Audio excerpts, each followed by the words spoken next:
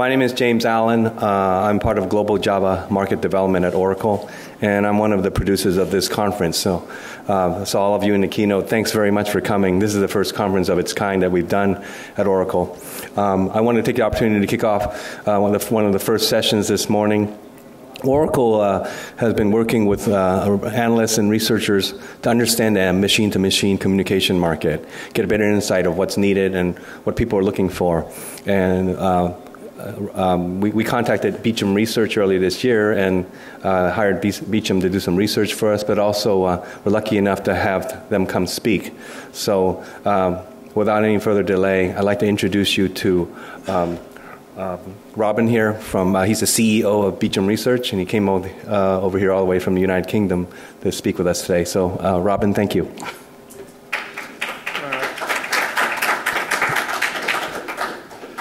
Good morning to you all. So yes, Robin Duke-Woolley from Beecham Research. I came over from London, but we also have an office in Boston.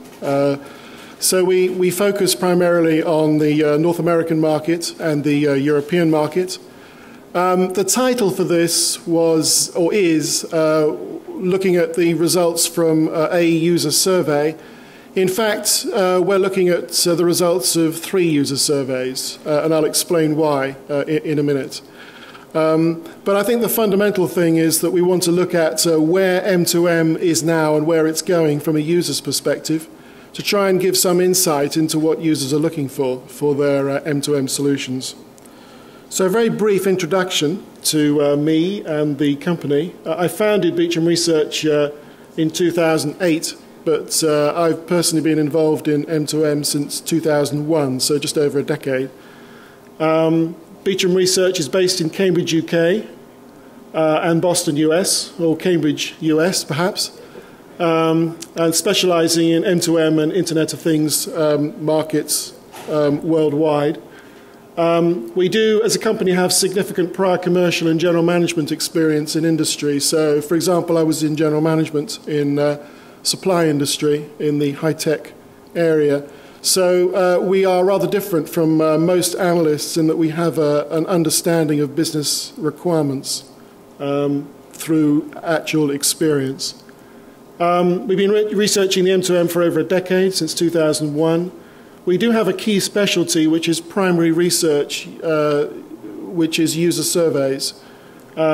We conduct worldwide user, we call them adopters, surveys, and also market player surveys, players in the value chain. We have extensive contacts through industry. We do a monthly newsletter. You can subscribe to it on our website. We published what we call snaps, as in snapshots of the market, number 51 in September.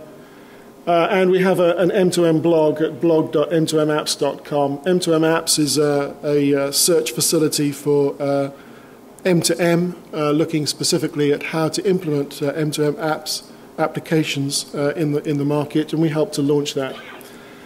We are the first analysts to study cloud-based M2M platforms, and we've termed it service enablement services for a variety of reasons.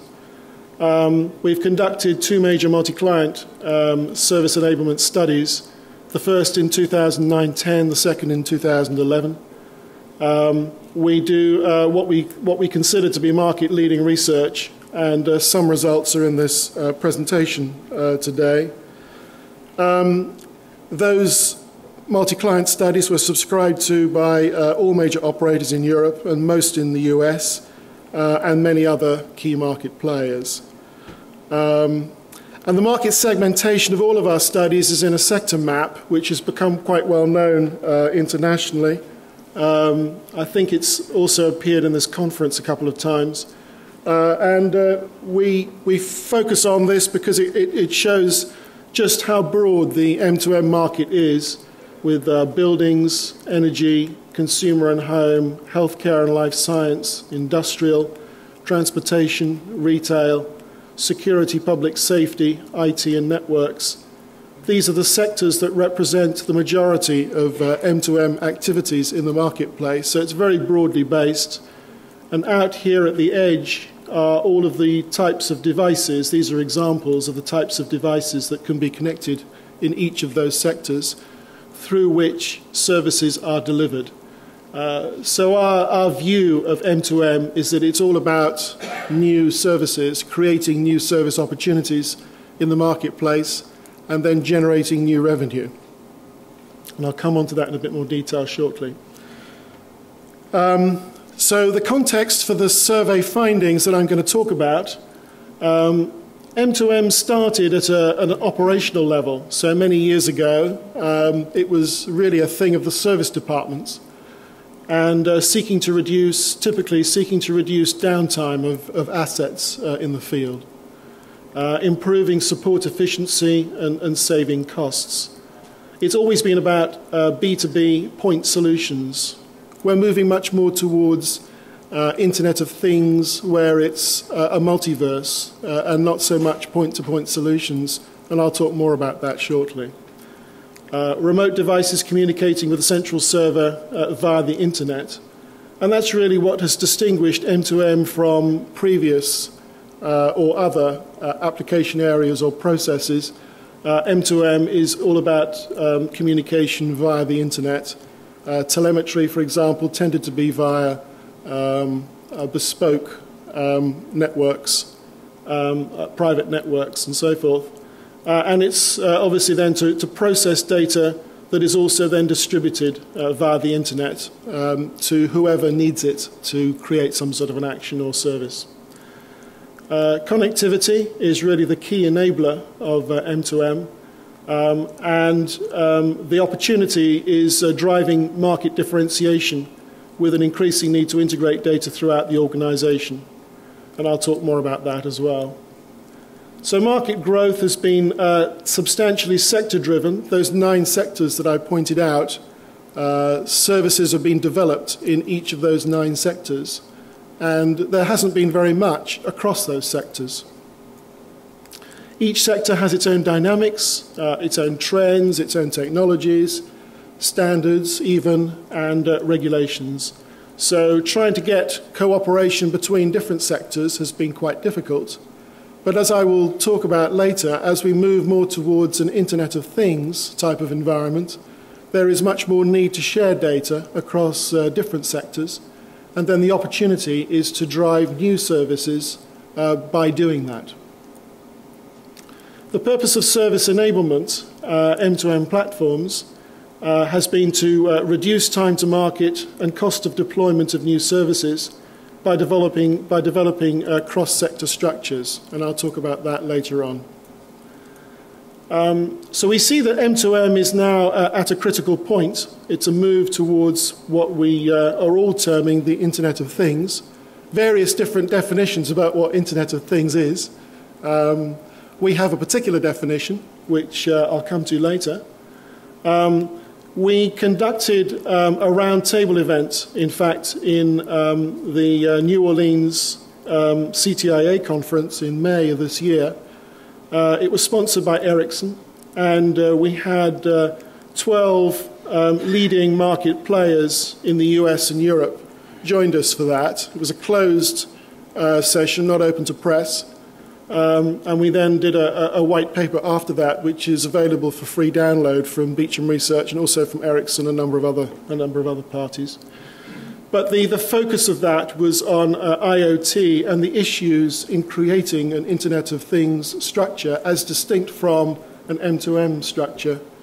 And the focus really of IoT is more towards B2B2C.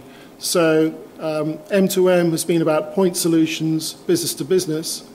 IoT is more about business to consumer, bringing in the consumer at the end, looking at consumer opportunities and lifestyle issues and so forth related to that. So the difference between IoT and M2M is really one of scale and scope. And that has big implications for the infrastructure that we use.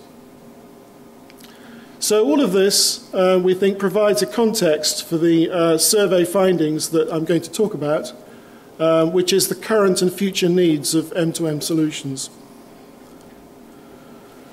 So some of the questions that we thought about for these surveys, and the most recent one in particular, is what are the primary drivers now for M2M projects? What are the trends? What are the major priorities for solution providers? What about the application development environment for future needs? This is where we can bring in the issues of Java relationship. How important is security in the future? What to do about it? How to deal with the data? What value to derive from it? How critical is downtime? Importance of cloud-based services? Integration with enterprise IT? And then some others like how important is embedded connectivity? And how important is internationalization? And there are a whole bunch of other questions as well, but those are sort of highlights, if you like, of the sort of things that we wanted to ask. So, as I said just now, we've looked at 3 surveys for this presentation. The first one was a qualitative assessment of M2M solution requirements, and we talked to key market players, solution providers, rather than individual enterprises. And the reason for doing that is that we can get an aggregation of what the solution provider market is doing, what end users are looking for now compared with what they were looking for in the past, by talking to the solution providers rather than individual end users. That means that we can do a more in-depth interview of people that really understand the market and where it's going, where it's heading. So it provides an aggregation of end-user requirements. And the market players that we talked to were split by leading mobile operators, leading SES market players, leading OEMs, in particular in the auto and medical sectors. We conducted 20 in-depth interviews at the C-level, primarily C-level, and we had a regional split between North America, Europe, and Asia-Pac. So that's the first survey, but then standing on its own is fine, but put it together with some quantitative work at the same time, and it becomes much stronger. So I want to report also on a survey 2, which was a quantitative assessment of IT integration expectations. This was a survey actually conducted by Acceda, as a result of their conference. They had a conference in June of this year in Cambridge, Massachusetts, that is. Their conferences, they get a lot of adopters who have specific interest in service enablement and service enablement platforms and the opportunities that represents. So they're very knowledgeable in that sense as interviewees. And they surveyed 79 of them of M2M solutions, all using managed SE services. The regional split was primarily North America, but also some Europe. And I have 2 slides related to that is, I think, very relevant to the discussion that we're having about the development of M2M in the enterprise. And then survey 3 is a quantitative assessment of SE services requirements. We conducted we conduct surveys all the time, but this particular one was a survey of M2M adopters conducted by us, those with service enablement services experience. And we looked at 7 key sectors: the transport sector, the energy sector, the healthcare, retail, security, industrial, and also the consumer sector, because that's becoming clearly more important. And this was of 210 adopters, with a regional split of North America, Europe, and Asia-Pac. So out of it, what we've got is a quantitative survey of nearly 300 adopters, plus 20 in-depth interviews with market players. So it's quite a substantial package of surveys that we've conducted. So I'm now going to talk about the first of those. And I'm going to go through a series of questions that we asked and then the answers and what that means. So the first question was, what are the primary drivers behind any M2M project you're involved in implementing? And well, I won't discuss the percentages in particular, you can see those, but the highest score was enabling new services. Second highest was creating operational efficiency and reducing costs. And the third was improving existing services. Now, when I said earlier that M2M used to be about operational efficiency, but it's now moving much more towards creating and enabling new services. So this helps to reflect that. It shows that the operational efficiency is still important, but we're now moving much more towards enabling new service opportunities. And what that means is that the companies involved with implementing M2M are looking much more at the strategic opportunities, the ways of differentiating themselves in the marketplace and creating new revenue opportunities in the marketplace rather than just saving costs.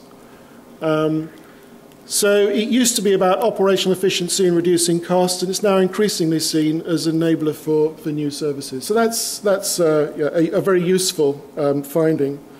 Secondly, which of these do you consider to be the top 3 priorities in delivering M2M projects? Now, Judson referred to this chart in his keynote earlier on in a slightly different order, but it's the same slide. And the top 3 priorities, as he went through, were ensuring end-to-end security, integration with IT, and coordinating partners in the value chain, M2M, with the M2M value chain often being complex. So the point here is that ensuring end-to-end security has become much more important over the last 2 to 3 years in M2M. And that's coincided, we think, with a greater need to integrate the M2M data with the rest of the enterprise. And I'll be coming back to that with further findings that support that. So end-to-end security is now really important. All of the participants in the survey stressed that. But integration with IT also comes from enabling new services. As you need to enable new services, there are more parts of the organization that need to be involved in the activity. So it's no longer a service-only type of support function. So it's all consistent with that. And of course, what we're finding is that over time, M2M solutions are becoming more complex because there are more people needing to be involved in providing for them. There's obviously a real need for somebody to coordinate these solutions to provide almost like an ecosystem or a partnership structure. And that, again, is something that Judson was talking about in his keynote downstairs. So the top 3 priorities seen as those, and the coordinating partners in the value chain is clearly seeking leadership for each solution and making sure that those solutions can then be implemented quickly and efficiently.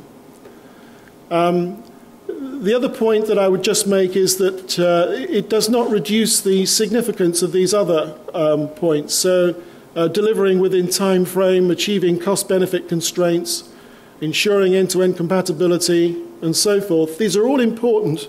And in individual projects, they might be the most important, and that was stressed by a lot of the survey participants. But overall, most people view these ones as being the highest. So, sorry, did I skip one? I skipped one. So the third one then is, to what extent would it be an advantage to have the same software development environment for all parts of the M2M solution using the same programming language? This actually obviously brings us towards a Java environment and the opportunity for a Java environment.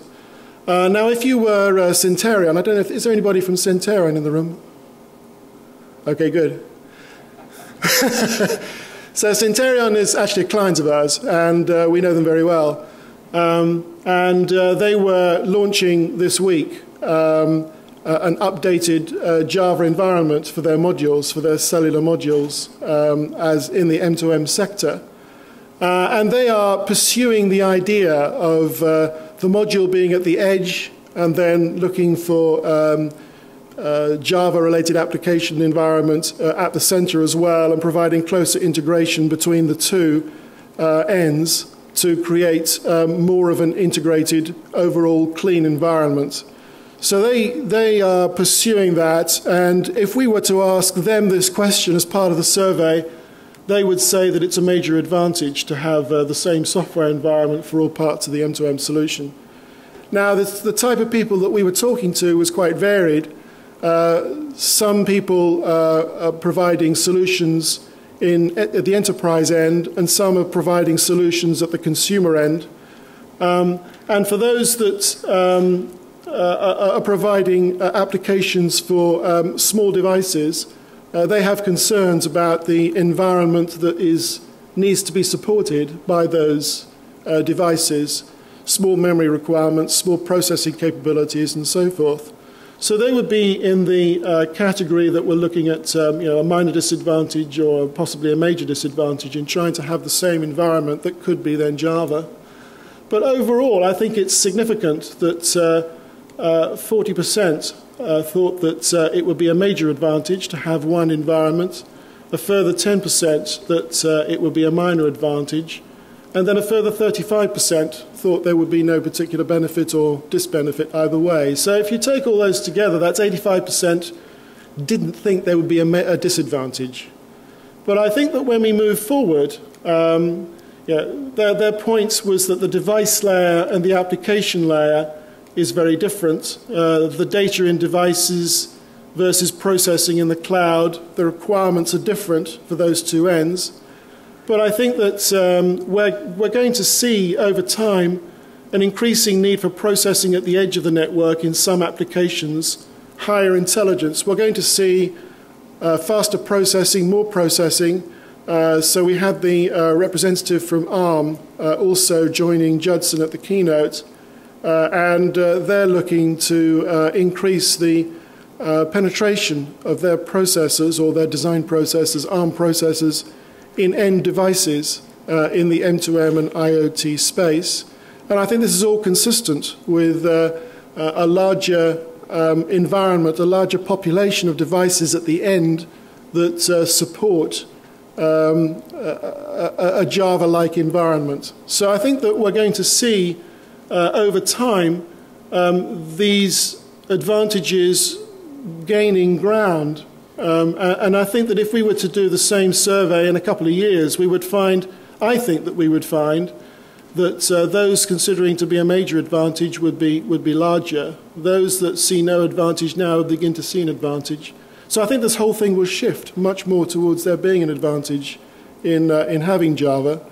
But there is an awareness in the marketplace that there's a lot of connected devices out there that don't use that, C++, and so forth. And the engineering environment also is used to that environment. So moving from where we are now to an environment where there could be end-to-end one software development environment will take a while. And it may never be entirely achieved in some areas. But so there's a lot surrounding this that needs to be thought about and needs to be signals put out into the marketplace of the capabilities of having a single software development environment and the opportunities that that might represent. So the next one was what are your primary considerations around securing M2M solutions machine data? And I talked earlier about security has become much more important over the last couple of years for M2M. So it's not really a surprise that these different aspects of security all scored relatively highly. The only one that scored lower was data must be secured to avoid bad publicity and or negative user reactions. That's obviously a reflection of the fact that there's been a lot of private data has got into the public domain through hacking and so forth recently. But that was felt to be, by some, to be more a case of organizational issues rather than technically related issues. So that one scored a little bit less. maybe not worth commenting on this, but the important thing is that it's not just security per se, it's all forms of security are now seen as very important for M2M. And then the next one is, to what extent do you consider it important to manage the large volumes of machine-generated data to address performance and costs? There are expectations for much larger volumes of M2M data in the future. So Judson was talking about big data. I've been advised by Oracle that it's one thing to talk about big data and it's another thing to talk about large volumes of M2M data, and that there is a distinction between the two. But nevertheless, there's a lot of data going to be coming out in these connected devices over the next decade, if you like, as we move much more towards a connected environment. So it makes sense that there needs to be much more thought put into how that's processed, what's processed, and the value that comes from that. One of the comments was that while volumes of M2M data requiring storage is often not huge at present in the B2B sector, it is expected to be much more significant with higher value in the future, both in B2B and in B2C. B2B because of closer integration with the enterprise and more parts of the enterprise, and there's some findings in the second survey that support that. And B2B2C because we're talking about the consumer environment, lifestyle opportunities, creating sense from much wider sets of data. And then, obviously that has a life of its own. More than once, we talked about complex event processing, the opportunities for gaining insight from real-time intelligence. And it was generally felt that that could open up a whole new world of solutions. And there's a separate question relating to that. So then the next question is which of these provides the most value in extracting intelligence from collected data? All of these options are really strategic in their sense. So we wanted to find out whether clients have been talking about trying to gain solutions in these areas, and that is the case. Most of them have been looking at it, not perhaps been implementing it yet, but certainly beginning to assess how the data can be used in more strategic terms. So this one, the tailoring products and services to meet specific customer needs, scored highest. But also sharing intelligence across departments within user company also scored highly, and there's more about that in the next survey. And improving operational decision-making, for example, automating various things, and that whole area of driving operational benefits at a more strategic level, not just the support level. That also scored highly. So all of these are growing interest to adopters. As I say, increasing interest in using M2M data for strategic analysis and decision-making. But it is very early days for this. People are not quite sure how to use it. In particular, they're not sure of what the value is. They need to assess the value to be able to justify spending the resources to get it. So what's the benefit of storing large volumes of data? What's the return on investment? And what data to store? These are all questions that people are asking themselves at the moment. And for those people that already have experience in data analytics and in helping people to answer those questions, we think that there's a lot of opportunities out there to be talking to M2M solutions purchasers now, adopters now, to make them more aware of how they can gain value and with what sort of cost and so forth, because they really don't know at the moment. Key area. How important is minimizing downtime in your M2M implementation? This might seem like a bit like a no-brainer, but actually it's not. So 80% of our respondents said it was always critical, and 20% said it was sometimes critical. The thing is that minimizing downtime of assets monitored has always been a key M2M benefit. One of the things that M2M has offered is a feedback of when an asset in the field is either about to fail or has just failed, and the point then is to be getting technical support out to that device quickly to get it back online and thereby reduce the downtime in a process. So it could be, for example, a printing press that's about to fall over. If a printing press goes down during a print run, then that's could be hundreds of thousands of copies of a newspaper go out late or not at all. So some of these things are really, really critical, and some more critical than others. So, but basically, minimizing downtime of assets has always been a key issue. I wonder, when you say always critical, is that like 24 hours by 7 days, or is that always critical during a work shift? It does depend a bit on what the process is, obviously. I mean, so a newspaper isn't necessarily printing all the time, but then you'll get industrial processes that are running 24 by 7. Yeah. So if in a paper you know that there's a potential for something to fall over just when you're starting it up, then you can do something about it. Yeah. So it doesn't necessarily mean 100% of the time? No, not necessarily 100% of the time. Yeah. Although, it is becoming much more 100% of the time, depending on what the activities are. They're becoming much more mission critical. Yeah.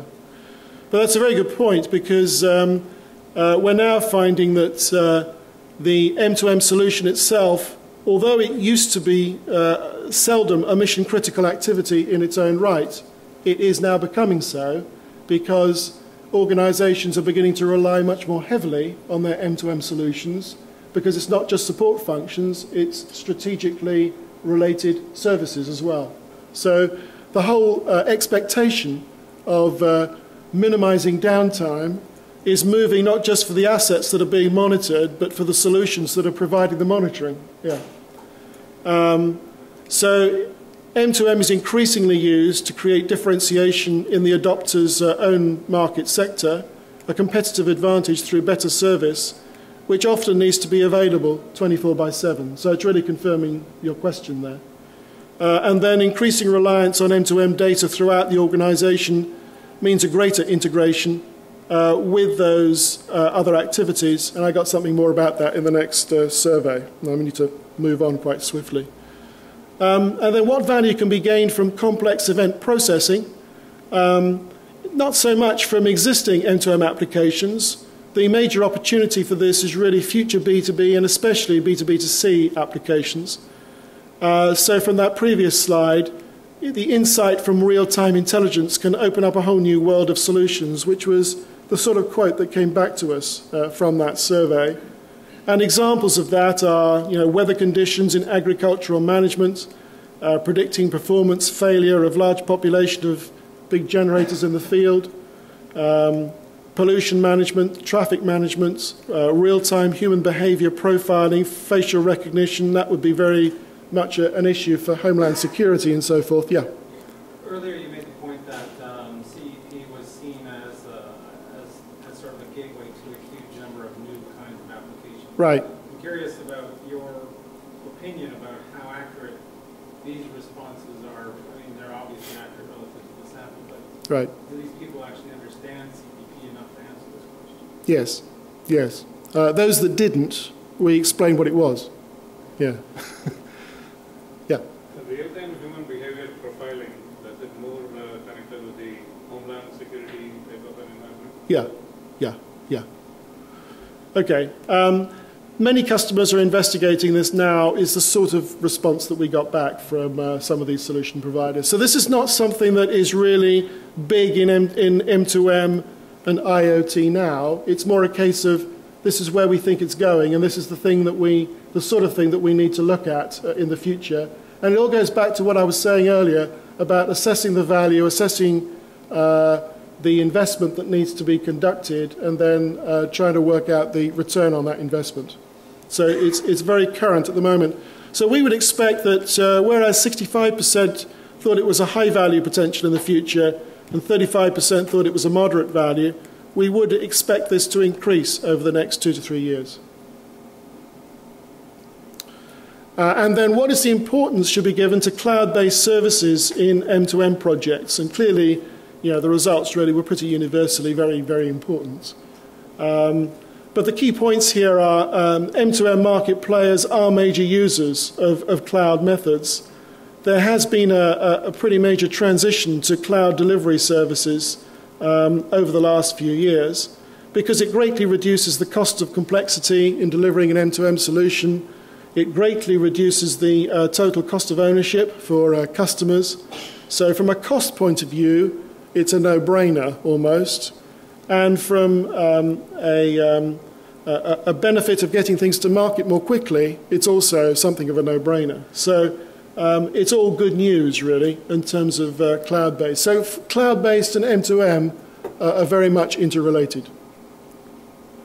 Okay, that was the first survey, and I'm going to rush through the others so that you can get some complementary comparisons between those.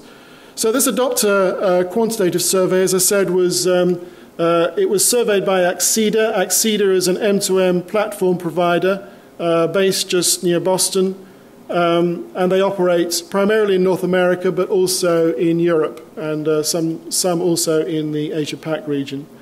They do an annual conference, Connections Conference, which was in June this year, and the survey represents leading adopters of M2M platform managed services.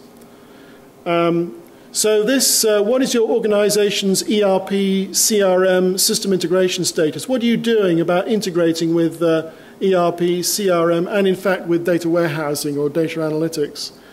And the results showed that 11% have already integrated that, have already started to do that, but a further 63% are planning to or thinking about doing so. So these people that have been running M2M applications for a while, they've now got through the operational opportunities, and they're now looking specifically at how they can improve that into more strategic, gain more value from a closer integration with the enterprise. So 39% interested, 20% planning, 4% schedule, 11% integrated. So all of these are relating to that. Okay, and the second one that bears this up is what business functions would you be most likely to share your connected product information with? And the highest scoring is development and engineering. And that's because beginning to see feedback from the field of how products are performing and then using that information to redesign products so that it doesn't happen in the future. So improving the field performance. And that's seen as hugely important. These other ones, product marketing, so that's looking at future design as well and future messages to the marketplace. Marketing and sales. It's been put to me that if you combine product marketing and marketing together, it's actually higher than development and engineering. So it's a very even mix across different departments within the enterprise that are looking for this kind of information. So M2M data is no longer the preserve of just the service department. That's something that I said earlier, but as I said, this particular finding helps to confirm that and why. Now I'm going to move on to the service enablement study, but before I do, I think it might be quite helpful just to introduce some more M2M market dynamics, how we see the market developing generally, and how we categorize that in terms of the applications. So in general terms, we have three categories of M2M applications. The first is aftermarket, which is basically stuff that's out there in the field, and you want to then connect it. So you go out there, you connect a modem or something, you bring the data back, and then you process that data through the internet. That has low to medium volume per application, It's an add-on networking. It's a retrofit because it's not something that's been done during manufacture. Medium to high cost per unit, and it often requires a high level of support. So that has its own, these are typical sort of applications in those areas, and that has its own dynamic. Regulatory, on the other hand, is where a new regulation is passed, and that requires then a new application to be put into the marketplace. Good examples of that are the toll collect system in Germany, which is a way of charging for use of Autobahn for heavy goods vehicles. Meter reading, there's been a lot around about smart meters, and in Europe it's progressing on a country-by-country basis. In the US it's progressing on a somewhat different way. But in Europe it's very much due to regulations coming in, first of all at the EU level, and then secondly for each country as to what is required to be done in a particular timescale. And eCall is emergency call, which is expected to be introduced for all cars in the European market. The thing is, it's been shifting a bit from 2012 to 2013, then 2014, then 2015, and now it's, I think, 2016. But we'll have to wait and see. So I put that one at the end as it's going to be there sometime, but not quite sure when. So the thing about these are that these are medium to high volume during the installation phase, because a new piece of kit needs to go out there, but it needs to go into the installed base, replace what's already there, and then that hump of installation is over. It's an embedded networking kind of thing. It's a low cost per unit, and it favors a tendering process. So that has a very different type of dynamic to aftermarket applications. But then we get the third area, which is line fit. And this is OnStar Telematics was a good example of that, where General Motors put the connectivity and they put the application into some vehicles to differentiate them in the marketplace and to gain a new service opportunity. In jet engines, we've got people like Rolls-Royce who monitor jet engines in the air to see when they're potentially going to fail, and then improving the maintenance of those, the timeliness of providing parts and so forth to reduce their downtime in the air. And then just another example, pumps. Many more pumps are now being connected, and that provides the opportunity for the manufacturers to move from selling a pump to selling the capability to pump something. So they pump so much of a liquid in so much time and then charge for that, rather than just selling the physical pump. So these are medium to high volume, the embedded networking, because the manufacturer puts the connectivity into the product, low cost per unit, and it increasingly requires international coverage. These ones in particular introduce new business models into the M2M market, and it's the business model opportunities that is really the big new opportunity that M2M provides. And just one further slide related to this, what that means in terms of volumes is that aftermarket is a relatively, there's a population of devices out there, and once they're connected, they're connected. So there's not a huge opportunity for growing that base.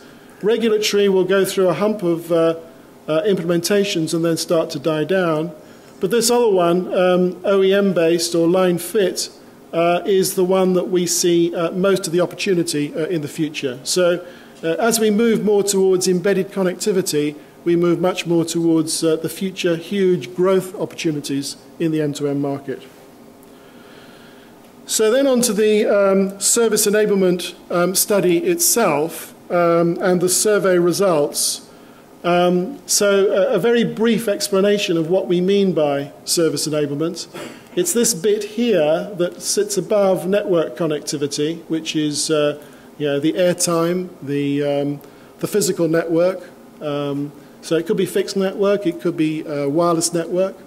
And the value-added services on the top, which we define as end-user services. So the fleet management type of application, the telemetry type of application, vending operations and so forth. These are all what the user sees and pays for at the end of the day. And what we're beginning to see is greater opportunities for this middle area to develop with a whole range of services that can then be used as part of the implementation of end-user services and help to get those to market more quickly and at lower cost. Okay, I could go on, but I'm going to be running out of time. But the sort of groups that we're talking about are these. From our last survey, we identified 22 service groups and a total of 112 service elements that could be included within these 22 service groups.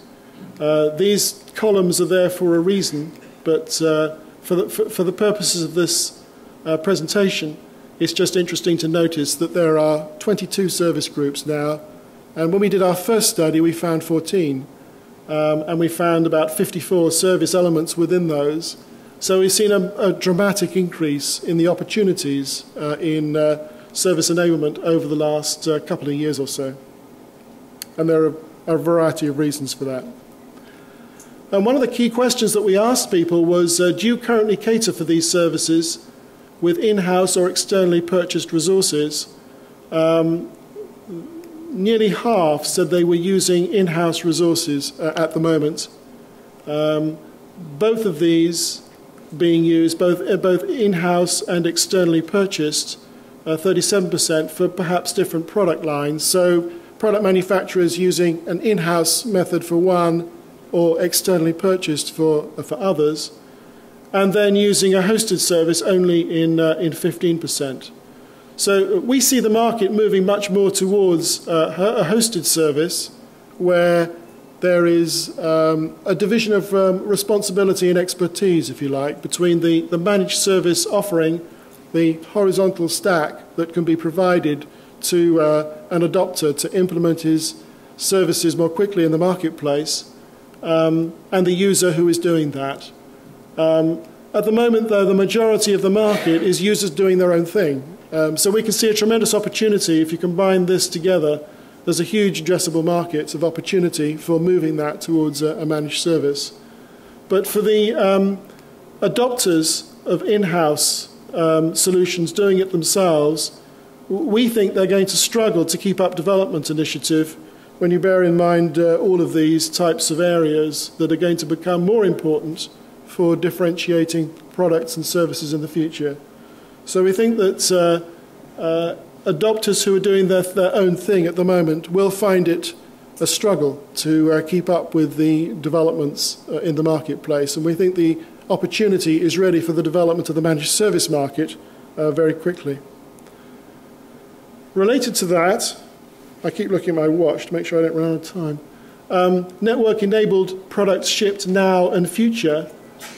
We asked people in the survey, how many of your product lines get shipped network-enabled now, and how much of them do you expect to be network-enabled in the future? This green line shows 1 to 10% of our products are shipped network-enabled, and they expect that to reduce over the period. So this was asked in 2010. And then in the future, they're looking at the majority of their products being network-enabled, increasing substantially. So what this is showing is that it's going to become more standard to embed connectivity during product design, much more towards the OEM-based applications that I was talking about earlier. So it helps to confirm that we're moving the market much more towards embedded connectivity and the embedded processing and everything else that goes with that. And then the other issue is the number of countries worldwide where products are required to be connected. And what we're seeing is the number of countries, the country coverage, increasing substantially over a relatively short period of time. So the peak in 2010 was expected to be 2 to 5 countries. The peak in 2012 is expected to 6 to 20 countries. And the peak for 2014 is 21 plus countries. Now, I would stress that this is a sample, and this is a sample of people who understand service enablement. It's not intended to be a general statement of the speed of change in the overall market. That will be somewhat slower. But for those people that really understand what their requirements are and what their requirements are going to be in the future, this shift towards multi-country coverage is clearly well established. So M2M solutions are becoming more international in scope, at the same time as becoming more embedded as well. Just going back to the sector diagram that I used earlier, this is in fact a simplified version, which is perhaps more slide friendly, but it shows basically the same things. And the important point here is that M2M has been, as I said earlier, about what's been going on in individual sectors. So what's been going on in the building sector, so there'd be a buildings-related intelligent buildings type of service created that would be very specific to that sector, or the energy sector, smart metering, smart grid, and consumer and home, a lot going up in there, like Kindles and things like that, connected devices, healthcare, and so forth. So what we've been finding over the last decade, really, with M2M, is that a variety of individual services have grown up in each of these sectors, which have very little relationship across sectors. All right, it's been vertical silos. But now we're finding a series of new type of opportunities arising, of which smart city is one example, where you might find the need to share data across, say, the energy sector, the healthcare sector, the transport sector, and the security public safety sector. You might put buildings in there as well. So depending on what your definition is of smart city. But the important thing is that we're moving from individual sectors to multiple sectors to create new service opportunities. And that's where we get much more into the Internet of Things type of issues. The infrastructure support requirements for those, and they're bound to be much higher in terms of numbers and the amount of data that's there and the security that's required for that than has been traditionally the case in B2B. So we see IoT actually as a development of M2M. We see M2M as the starting point and evolving towards IoT at the same time as B2B itself developing. So we see two trends developing. One, greater integration for B2B type of applications, but substantially still M2M. And then the development of a new environment, an Internet of Things environment, which is substantially B2B2C. And a whole new set of dynamics that will grow up as part of that. And we see that happening quite quickly over the next few years. So just to summarize, we then did a projection of a forecast of value. And this bottom line is network revenue, so typically airtime revenue. This at the top is the value-added service revenue, what the user pays for that service that he's receiving. But then in the middle here, we've got this service enablement area, the horizontal element. And we see that growing very rapidly over the next few years as the need for platforms develops in the marketplace and moves much more towards an interoperation between some platforms and then also moves towards Internet of Things. So value-added services, end-user services represent a large part of the revenue stream but vertically aligned. Connectivity is growing due to rapid increase in M2M connections, but is now subject to aggressive competition between carriers, so the margin is declining in that area. Adopters will increasingly need to rely on high-quality service enablement services, and that means that that is the fastest growing element in our view of those three. So I'm now coming to some key takeaways, just these last two slides, which are talking about what do we make of all this. We see M2M as a the primary driver for M2M solutions is now enabling new services rather than just operational efficiency and cost saving. It's all about creating market differentiation for B2B adopters to deliver new competitive edge. That's what M2M is all about. As a result, M2M data becomes increasingly important within organizations. The implementation priorities now are ensuring end-to-end security, integration with IT, coordinating partners in a value chain, and others as well. Having said that, that means that security has shot up the priority list. It wasn't always the case, but it's clearly very important now.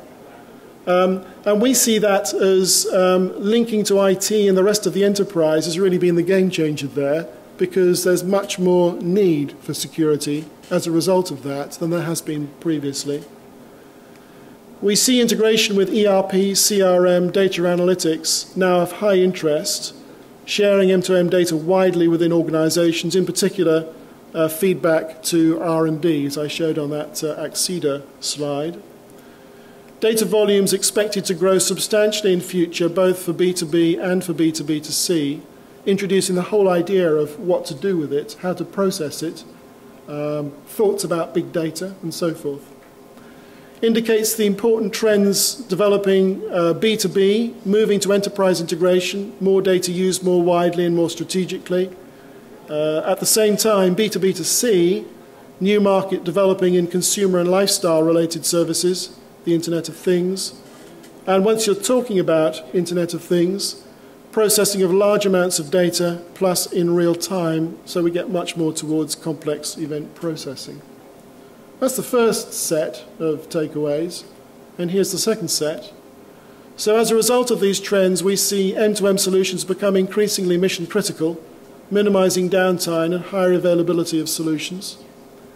We see the same software development environment for all parts of M2M solutions could be a major advantage in the future, but the requirement for each point in the solution is different, so this was emphasized during the survey. And need to be optimized for own function. So the sum of correct parts is key, what's key for individual elements of the solution, and then integrating it overall. But there is an opportunity clearly for a Java-like environment in each part of that chain as the Java environment adapts to be the correct answer for each element. Cloud is key to M2M. Greatly reduces the cost and complexity of delivering M2M solutions, and service enablement is essentially cloud-based. The future of M2M is in embedded connectivity in everything, internationally. Service enablement is key for M2M and IoT market development. We see it as a way of managing the fragmented market and turning it, in fact, into an advantage because of the differentiation that can be introduced, but at the same time, being able to manage it, to bring it all to market by using platforms. But we see these platforms then having to interoperate for Internet of Things to allow data to move from one sector to another sector to create cross-sector opportunities. And then more M2M services will come to market with more sophistication than adopters can develop themselves, we believe.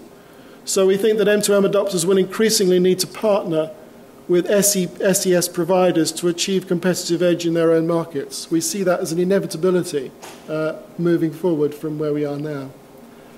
So that's my presentation. So thanks very much.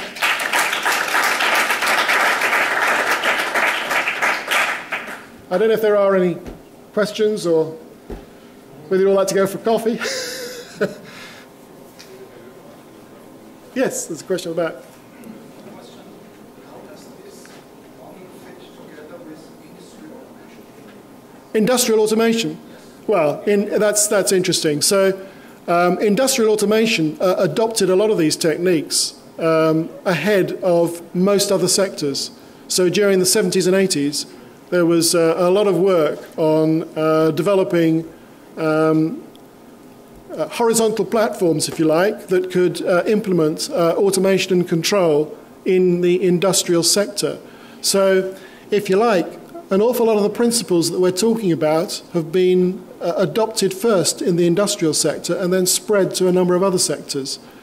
One of the companies that we've dealt with in the past is looking at press and press printing is Heidelberg, based in Heidelberg. And you could say that they are actually part of the industrial automation process, but they also represent an example of an M2M application and the remote monitoring of those applications and the development of the platforms. Yeah.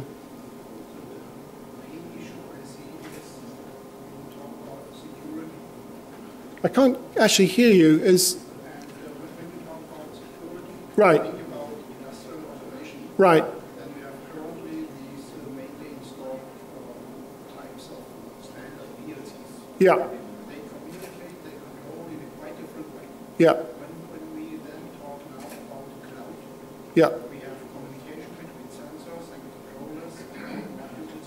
Right. And it's a quite different installation, and you have a lot more security issues. Yeah. So is this really accepted, or will this be also a strategy for, let's say, the next 5 to 10 years to get involved in this?